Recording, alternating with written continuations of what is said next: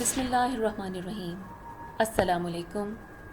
آج ہم رفعت ہادیہ کی تحریر کردہ ناول پنجرے میں پرواز کے بارے میں قیمتی رائے کی آگہی دیں گے، جسے تحریر کیا ہے جناب خواجہ غلام قطب الدین صاحب نے۔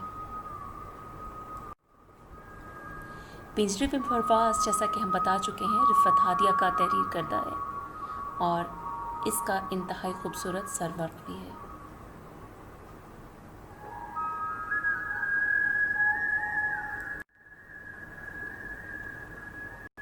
جناب خواجہ صاحب فرماتے ہیں کہ جن کے پر کٹ جائیں وہ تو کھلی فضا میں بھی پرواز سے قاصر ہوتے ہیں، مگر حالات کی نامساعدیت نے ہر ایک جاندار کے گرد سنگینی حالات کا ایک ایسا پنجرہ بنا رکھا ہے جہاں رہتے ہوئے بالوں پر کے باوجود وہ اڑنے کی ہمت نہیں کر سکتا اور اپنے آپ کو ایک قید میں محسوس کرتا ہے۔ اکثر و بیشتر لوگوں کو اس صورتحال کا سامنا ہوتا ہے۔ لوگ محسوس تو کرتے ہیں مگر اظہار کی صلاحیت ہر ایک کے یہاں نہیں ہوتی۔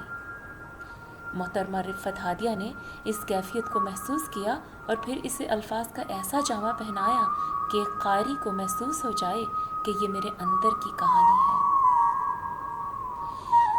یہ ہر ایک کے بس کا روگ نہیں ہے، اس کے لیے خدا داد صلاحیت درکار ہوتی ہے جو رفعت ہادیہ کو قدرت نے بھرپور عطا کی ہے۔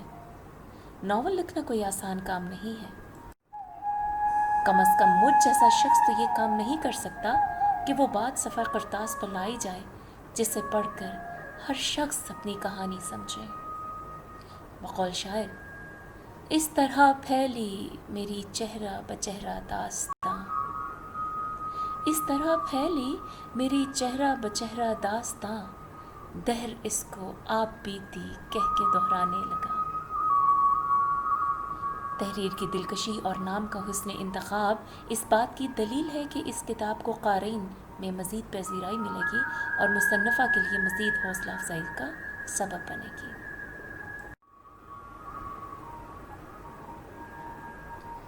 ہم سب رفعت ہادیہ کے لیے تمام تر کامیابیوں کے لیے دعا گو ہیں۔ والسلام، اللہ حافظ۔